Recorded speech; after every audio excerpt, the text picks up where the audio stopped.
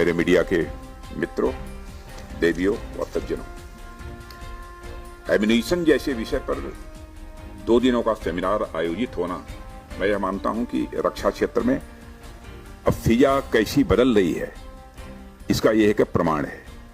और आज का आयोजन अपने आप में इस बात का भी प्रमाण है कि हम डिफेंस सेक्टर में public, private industry, research and development establishments, startups, academia और इंडिविजुअल इनोवेटर्स के फुल पोटेंशियल को रियलाइज करने की दिशा में हम तेजी के साथ आगे बढ़ रहे हैं। यह आयोजन रक्षा क्षेत्र में आत्मनिर्भरता और डिफेंस प्रिपेयर्डनेस के एक इम्पॉर्टेंट एस्पेक्ट को सामने लाने का एक महत्वपूर्ण प्रयास भी है। इसके आयोजकों यानी centre for joint warfare studies, federation of Indian chambers of commerce and industry और इस आयोजन से जुड़े समस्त लोगों को मैं अपनी ओर से हार्दिक बधाई भी देता हूं और आप सबको अपनी हार्दिक शुभकामनाएं भी देता हूं। साथियों, मानव सभ्यता के विकास के समानांतर हम वेपन्स और एमिनेशंस के स्वरूप में भी परिवर्तन देख सकते हैं। आर्कियोलॉजिस्ट और हिस्टोरियन जिन कंपोनेंट्स के आधार पर किसी युग की सभ्यता के विकास का निर्धारण करते हैं, उनमें से वेपन्स भी एक प्रमुख कंपोनेंट है। वेपन्स और टूल्स में प्रयोग किए जाने वाले मटेरियल्स के आधार पर हिस्टोरियंस द्वारा सभ्यता के युगों का निर्धारण भी किया गया। मानव द्वारा वेपन्स और टूल्स के लिए जब स्टोन का प्रयोग होना पाया गया तो उसे स्टोन एज कहा गया, और जब ब्रॉन्ज का प्रयोग पाया गया तो उसे ब्रॉन्ज एज, और आगे चलकर जब आयरन का प्रयोग होना पाया गया तो उसे आयरन एज कहा गया। आगे चलकर सोफिस्टिकेटेड बर्छी, भाले, तीर, तलवार और तोप, राइफल, कैनन, मशीन गन से होते हुए दुनिया स्मार्ट और ऑटोनोमस वेपन्स तक पहुंच चुकी है। यानी किसी समाज और राष्ट्र का जो साइंस एंड टेक्नोलॉजी और इकोनॉमिक डेवलपमेंट होता है, वह उनके वेपन्स और एमिनेशंस की कैपेसिटी में भी स्वाभाविक रूप से रिफ्लेक्ट होता है। कहते हैं इतिहास यह विश्वास नहीं बल्कि विश्लेषण की वस्तु होती है। हमें भी इतिहास की विभिन्न घटनाओं को एनालाइज करते और उससे सीखते हुए भविष्य की राह बनानी चाहिए। और इतिहास हमें बताता है कि समय समय पर जिन्होंने भी दुनिया भर अपना वर्चस्व कायम किया, वे एमिनेशंस के क्षेत्र में नए नए प्रयोग करने वाले बड़े महारथी थे। और आप सभी एक्सप्लोसिव की प्रारंभिक अवस्था से तो परिचित हैं ही। कुछ इतिहासकार मानते हैं कि 11वीं सेंचुरी के आसपास चाइना में गन पाउडर का बड़े पैमाने पर प्रयोग शुरू हो गया था, पर इसका उपयोग तब युद्ध के लिए नहीं होता था। इसे एक बैम्बू पोल में भरकर आतिशबाजी की जाती थी, और 13वीं सेंचुरी की स्टार्टिंग में जब चंगेज खां अपने विजय अभियान पर निकला, तब उसे गन पाउडर के बारे में जानकारी मिली। चंगेज खां ने इसकी मिलिट्री संभावनाओं की, मिलिट्री पॉसिबिलिटीज क्या हो सकती हैं, उन संभावनाओं को भी समझा। और कुछ इतिहासकार यह भी बताते हैं कि उसने अपने कैंपेन में गन पाउडर का भी इस्तेमाल किया। साथियों, हम सभी 1991 में यूएस द्वारा किए गए इराक कैंपेन से भी अच्छी तरह वाकिफ हैं। इसमें दुनिया ने देखा कि यूएस द्वारा ऐसे ऐसे वेपन्स प्रयोग में लाए गए जो अपने समय में बहुत ही अत्याधुनिक थे, पर इसके साथ ही उसमें स्पेशलाइज्ड एमिनेशन के प्रयोग का भी अत्यंत महत्वपूर्ण रोल था, जिसने अब तक की वार फाइटिंग के तरीके को बदल दिया था। इसका प्रयोग न केवल यूएस और उसके सहयोगियों बल्कि एडवर्सरीज द्वारा भी किया गया था। युद्ध में प्रयोग किए गए प्रिसीजन गाइडेड म्यूनिशंस को अनेक लोगों ने मिलिट्री अफेयर्स में रिवॉल्यूशन के तौर पर देखा, और यह पहले के युद्ध में इस्तेमाल होने वाले डम्ब एमिनेशन से स्मार्ट एमिनेशन की ओर एक लंबी छलांग थी। साथियों, हम कारगिल अनुभव को देखें तो यह उससे बहुत अलग नहीं है। मुंथो ढालो बेस पर प्रिसीजन गाइडेड एमिनेशन के इम्प्लॉयमेंट ने इस युद्ध में बड़ी महत्वपूर्ण भूमिका निभाई थी। परिणाम यह हुआ कि हमने इस युद्ध में बहुत बड़ी विजय हासिल की, और कल ही हमने कारगिल विजय दिवस की 23rd एनिवर्सरी मनाई हुई है। थोड़ा और नजदीक यदि देखें तो 2019 में पुलवामा में हुए आतंकी हमले के बाद हमने एक बार फिर एमिनिशन का प्रिसीजन स्ट्राइक देखा, जिसने हमारी सेना को उनके अभियान में सफलता दिलाई। भविष्य में भी एमिनिशन अपनी बदलती खासियत के अनुसार वार्स में अपना मेजर रोल प्ले करेंगे, इसे हमें ध्यान में रखना चाहिए। साथियों, इन घटनाओं का यहां जिक्र करने का मेरा उद्देश्य वेपन प्लेटफॉर्म्स की भूमिका को कम करके आंकना नहीं है, बल्कि फ्यूचर कम्बैट में एमिनिशन की बढ़ती भूमिका को हाईलाइट करना है। पुराने समय में इस्तेमाल होने वाले एमिनिशन के लिए मैंने अभी डम्ब वर्ड का प्रयोग किया, पर समय के साथ साथ यह भी बड़े स्मार्ट होते जा रहे हैं। आधुनिक बैटलफील्ड्स में एमिनिशन अपने नए अवतार में सामने आ रहे हैं, जो एक बार प्रोग्राम किए जाने के बाद खुद ही इनपुट्स ले सकते हैं, कोर्स करेक्शन कर सकते हैं और उपयुक्त समय में उपयुक्त स्थान को टारगेट भी कर सकते हैं। यह एक कुशल शिकारी की भांति काफी देर तक घात लगाकर रखने में भी यह सक्षम होते हैं और हम उस दौर से काफी आगे आ गए हैं, जब बॉम्ब्स का केवल साइज और उसकी एक्सप्लोसिव कैपेसिटी ही मायने रखती थी। अब उनकी स्मार्टनेस भी उतनी ही महत्वपूर्ण हो गई है। साथियों, स्मार्ट, प्रिसीजन और ऑटोनोमस वेपन सिस्टम का एक महत्वपूर्ण लाभ यह है, यह केवल उन्हीं जगहों को टारगेट करते हैं जहां हम चाहते हैं। यानी अगर दुश्मन का कोई ठिकाना हमें नष्ट करना है तो प्रिसीजन एमिनिशन उसे ही चुनकर नष्ट करेगा, न कि किसी सिविल एस्टेब्लिशमेंट को। जबकि ट्रेडिशनल एमिनिशन के प्रयोग में यह खतरा बराबर बना रहता है। जब हम किसी देश से युद्ध करते हैं तो वहां की सेनाओं से लड़ाई लड़ते हैं, न कि उस देश की आम जनता से। ऐसे में आबादी और सिविल एस्टेब्लिशमेंट्स के विध्वंस से बचते हुए हम न केवल वार क्राइम से बच सकते हैं, बल्कि युद्ध काल में भी शांति और मानवता के अपने मूल्यों का भी हम संरक्षण कर सकते हैं। साथियों, एडवांस्ड एमिनिशंस अगर न्यू एज वारफेयर की रियलिटी है तो हम research and development, manufacturing capability और इंडिजिनस कैपेसिटी के मामले में कहां खड़े हैं, इस पर हमें ध्यान देना चाहिए। मित्रों, पास्ट में आर्म्ड फोर्सेस और सीएपीएफ के लिए एमिनिशन की आवश्यकताओं को ओएफबी और डीपीएसओ द्वारा पूरा किया जाता था। बदलते समय और आर्म्ड फोर्सेस की अर्जेंट नीड्स के कारण हमें डिफेंस आइटम्स के इंपोर्ट की आवश्यकता पड़ी है। हमने इंपोर्ट किया भी, पर इंपोर्ट करना कब हमारी आदत बन गई हमें पता भी न चला और हम एक्सटर्नल सोर्सेज पर निर्भर होते चले गए। हमारी तीनों सर्विसेज, इंडियन कोस्ट गार्ड और सेंट्रल आर्म्ड पुलिस फोर्सेज आदि की सेवाओं के नेचर में बड़ा अंतर है, पर एमिनिशन उन कंपोनेंट्स में से एक है जो सभी सर्विसेज के लिए समान रूप से यह आवश्यक है। ऐसे में हमारे सभी बलों की लगातार बढ़ती जरूरतों को पूरा करने के लिए एमिनिशन के क्षेत्र में एक मजबूत बेस बनाना समय की यह बहुत ही महत्वपूर्ण जरूरत भी है। इसके लिए इंडिजिनस डिजाइन और डेवलपमेंट की ओर आगे बढ़ना यह अत्यंत आवश्यक है।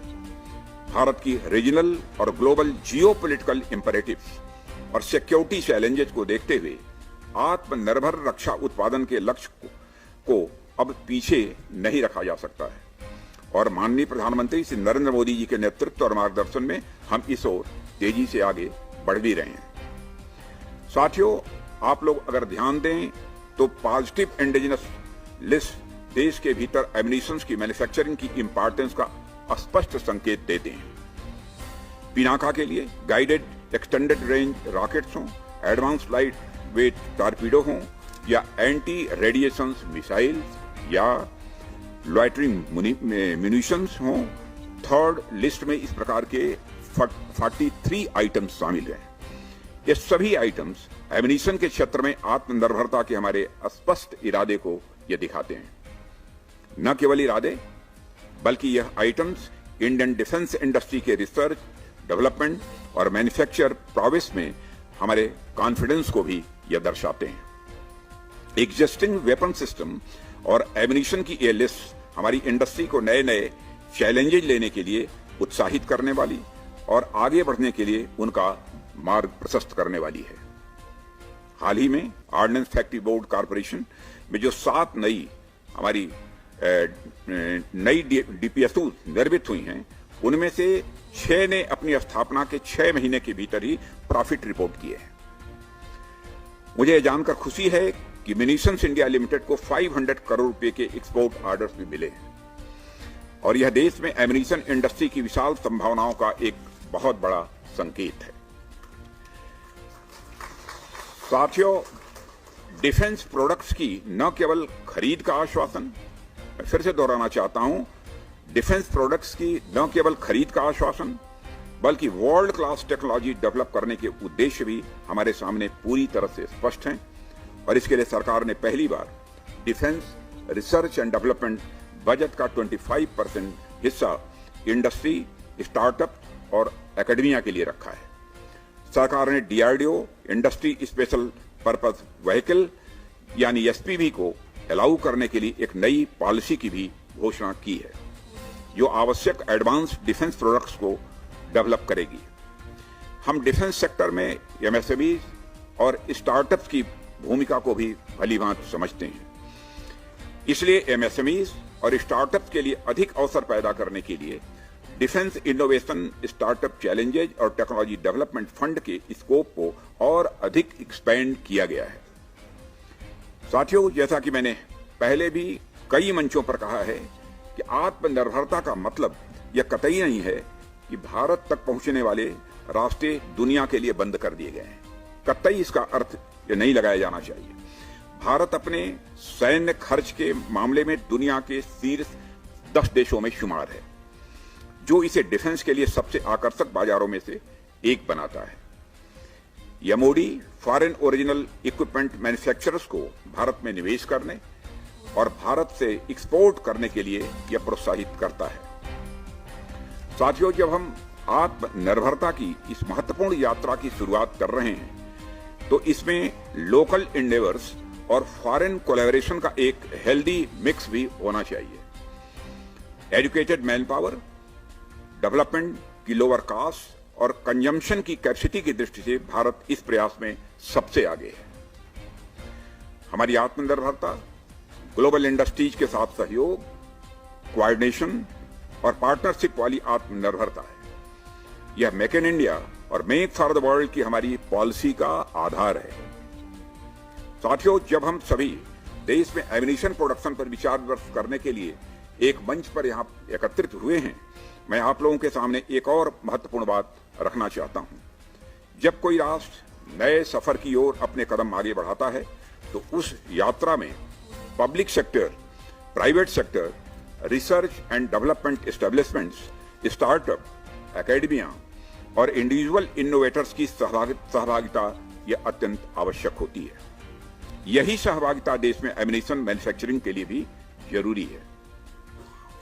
मित्रों, आप लोगों को मालूम होगा कि अब तक इंपोर्ट किए जा रहे एमिनेशन की इंडिजिनस प्रोडक्शन के लिए सरकार ने 2016 में एक महत्वपूर्ण पहल प्रारंभ की, जिसे हम manufacture of ammunition for Indian army by Indian industry नाम से जानते हैं। इसके लिए 1 साल बाद यानी 2017 में आरएफपी जारी किए गए और इस पहल के अंतर्गत 10 साल के लॉन्ग टर्म के कॉन्ट्रैक्ट के लिए 7 प्रकार के इन सर्विस एमिनेशन की पहचान की गई, जिनकी संख्या बाद में 12 कर दी गई थी। मित्रों, पहले चरण के 7 केसेस की मैं बात करूं तो इनमें से 4 केसेस वर्तमान में ट्रायल स्टेजेज में हैं, जबकि 3 केसेस में सरकार को इंडस्ट्री पार्टनर्स द्वारा उपयुक्त रिस्पांस जो मिलना चाहिए था वह नहीं मिल पाया। इसके पीछे अनेक कारण हो सकते हैं। उदाहरण के लिए बीडर्स के लिए पहले यह कंडीशन थी कि वह 7 आरएफपी में से 3 आरएफपी से अधिक में पार्टिसिपेट नहीं कर सकते थे। स्टार्टअप्स के लिए कुछ क्रेडिट रेटिंग्स के प्रोविजंस थे। बीडर्स के लिए फाइनेंशियल एलिजिबिलिटी का क्राइटेरिया भी रखा गया था। इसी तरह के और भी कुछ कारण हमें देखने को मिले। आर्मी हेडक्वार्टर्स और रक्षा मंत्रालय द्वारा कई तरह के डायलॉग्स आयोजित किए गए। उनमें भी हमें कई तरह के कारण और सजेशंस भी मिले।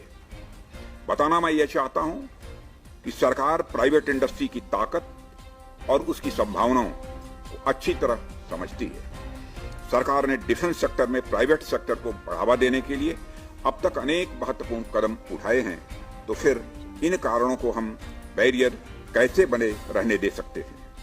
और आपको जानकर खुशी होगी कि जितने भी कारण मैंने अभी आप लोगों को बताए हैं, सरकार द्वारा उन सब का निवारण कर दिया गया है। और वह चाहे साथियों, वह चाहे बीडर्स के पार्टिसिपेशन पर कैपिंग हो, फाइनेंशियल एलिजिबिलिटी का क्राइटेरिया हो, या फिर क्रेडिट रेटिंग का मामला हो, सभी कंडीशंस में सरकार ने अच्छा खासा रिलैक्सेशन दिया है, जिसका फायदा उठाते हुए प्राइवेट इंडस्ट्री एमिनेशन मैन्युफैक्चरिंग के क्षेत्र में आगे कदम बढ़ा सकती है। और मैं यहां आश्वस्त करना चाहता हूं, यदि आपके द्वारा और भी यदि कोई सुझाव प्राप्त होगा, हम उस पर अमल करने की पूरी कोशिश करेंगे। यहां उपस्थित इंडस्ट्री, रिसर्च एंड डेवलपमेंट और स्टार्टअप से जुड़े लोगों से मैं व्यक्तिगत रूप से आग्रह करता हूं कि आप सभी अपनी पूरी ताकत के साथ एमिनेशन मैन्युफैक्चरिंग के क्षेत्र में आगे आएं और सरकार के साथ मिलकर एमिनेशन इंडस्ट्री को एक नई ऊंचाइयों पर ले जाएं। अम्मो इंडिया 2022 को मैं हमारी armed forces, Indian army, air force और नेवी की एमिनेशन संबंधी जरूरतों और उसके स्वदेशी समाधानों पर विचार विमर्श करने के लिए अत्यंत महत्वपूर्ण कॉन्फ्रेंस मानता हूं। मैंने देखा कि अगले 2 दिनों तक आप सभी एमिनेशन से जुड़ी अनेक महत्वपूर्ण पहलुओं पर विचार विमर्श करने जा रहे हैं, जो न केवल वर्तमान की दृष्टि से बल्कि भविष्य की दृष्टि से भी यह अत्यंत महत्वपूर्ण है। इन टॉपिक्स में हमारी तीनों सर्विसेज से संबंधित एमिनेशंस और ड्रोन्स और काउंटर ड्रोन सिस्टम के लिए प्रिसीजन अटैक म्यूनिशंस जैसे टॉपिक्स भी शामिल हैं। आप सभी इन पर अच्छी तरह मंथन करें और भविष्य में यदि कोई पॉलिसी बनती है तो उसमें आप लोगों के से जो प्राप्त आइडियाज को भी हम ध्यान में रखेंगे। मैं यह आप सबको आश्वस्त करना चाहता हूं और मुझे पूरा विश्वास है कि यह आयोजन सभी स्टेक होल्डर्स यानी इंडस्ट्री यूजर्स, डीआरडीओ और एकेडमिया के लिए एक अनूठा मंच होगा, जो एमिनेशन मैन्युफैक्चरिंग में आत्मनिर्भरता प्राप्त करने और रक्षा क्षेत्र में आत्मनिर्भरता की ओर बढ़ने की दिशा में यह सहायक होगा। इस कार्यक्रम की सफलता की आप सबको शुभकामनाएं देते हुए यहीं पर मैं अपना निवेदन